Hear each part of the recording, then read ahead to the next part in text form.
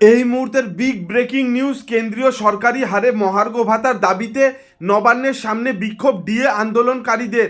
মুখ্যমন্ত্রী মমতা বন্দ্যোপাধ্যায় ডিএ বৃদ্ধি করেছেন, 24 ঘন্টাও কাটেনি।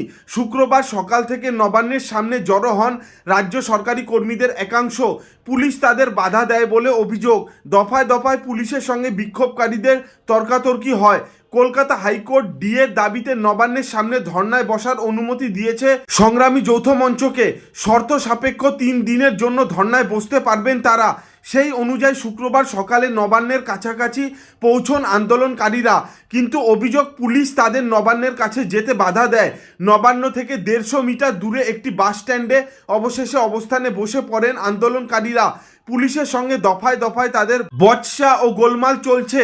পুলিশের তরফে আন্দোলনকারীদের জানানো হয়েছে নবান্নের কাছে 144 ধারা জারি রয়েছে, সেখানে মাইকিং করার অনুমতি দেওয়া হচ্ছে না।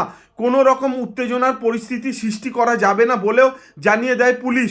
প্ল্যাকার্ড হাতে বাস স্ট্যান্ডে বসে প্রতিবাদ জানাচ্ছেন রাজ্য সরকারি কর্মচারীরা। 3 দিনের জন্য ধর্নায় বসেছেন তারা। বৃহস্পতিবারই মুখ্যমন্ত্রী রাজ্য সরকারি কর্মচারীদের মহার্ঘ ভাতার বৃদ্ধির ঘোষণা করেছেন। জানিয়েছেন 4% হারে ডিএ বৃদ্ধি করা হচ্ছে। সেই বর্ধিত ডিএ কার্যকরী হবে আগামী 1 জানুয়ারি থেকে। কিন্তু সংগ্রামী যৌথ মঞ্চ মমতার এই ঘোষণাতে খুশি নয়। বৃহস্পতিবারই তারা জানিয়ে দিয়েছে মাত্র 4% হারে ডিএর বৃদ্ধিকে তারা ভিক্ষে হিসেবে দেখছে। কারণ কেন্দ্রীয় সরকারি কর্মীরা বর্তমানে 46% হারে ডিএ পান।